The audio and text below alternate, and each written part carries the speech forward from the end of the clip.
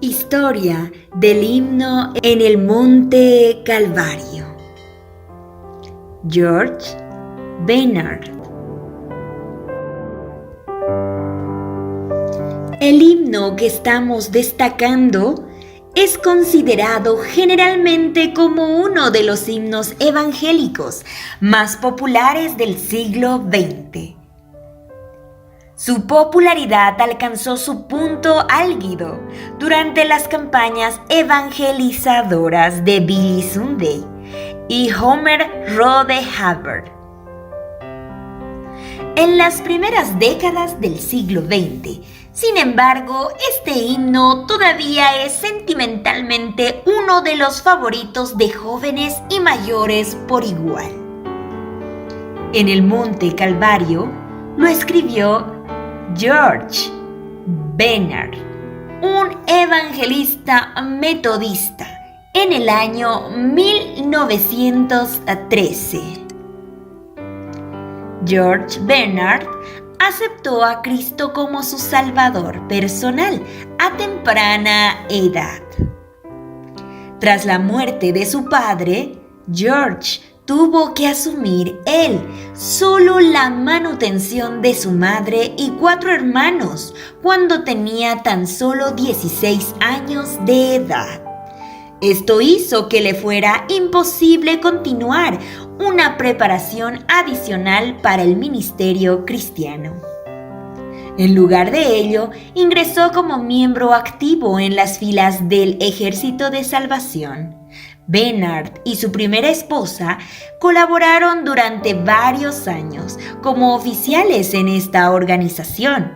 El compositor atribuía en gran medida a sus experiencias en aquel ministerio la inspiración que le llevó a escribir En el Monte Calvario.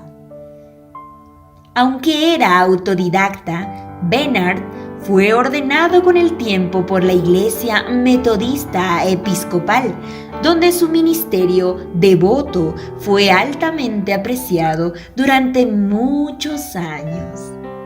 También se involucró en dirigir cultos de reavivamiento. Durante esa época atravesó una experiencia particularmente penosa que le llevó a reflexionar seriamente sobre el significado de la cruz y lo que quiso decir el apóstol Pablo cuando habló de participar de los padecimientos de Cristo. Filipenses 3:10. George Bernard comenzó a pasar largas horas de estudio, oración y meditación hasta que un día pudo decir: vi al Cristo de la cruz como si estuviera viendo. Juan 3:16. Dejar la página impresa, tomar forma y representar el significado de la redención. Cuanto más contemplaba esas verdades, más me convencía de que la cruz era mucho más que solo un símbolo religioso.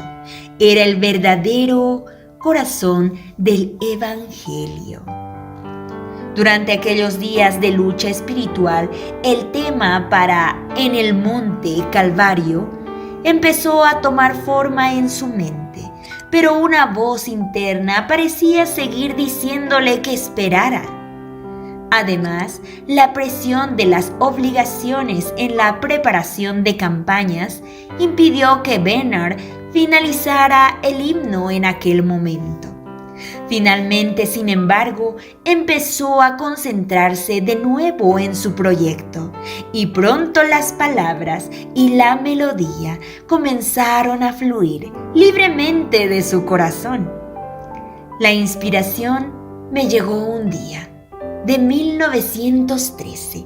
Compuse primero la melodía, pero las palabras del himno terminado fueron puestas en mi corazón como respuesta a mi propia necesidad personal. Poco tiempo después, la versión final fue dada a conocer en reuniones especiales. Se cantó el himno por vez primera usando la copia manuscrita de Bernard y lo hizo un coro de solo 5 voces en una pequeña iglesia. Todavía se celebra en esta iglesia el día del Monte Calvario, y sobre una gran roca cercana están esculpidos los nombres de los 5 cantantes originales del himno y el significado de aquel memorable domingo de 1913. Poco después de haber escrito el himno, George envió una copia del manuscrito a Charles Gabriel, uno de los principales escritores de himnos evangélicos de aquel periodo. Las palabras proféticas de Gabriel fueron: le aseguro que oirá hablar mucho de esta canción, señor Bernard. Y se cumplieron al poco tiempo, al convertirse en el Monte Calvario en uno de los himnos de más extensa publicación. Se ha grabado más que cualquier otro himno.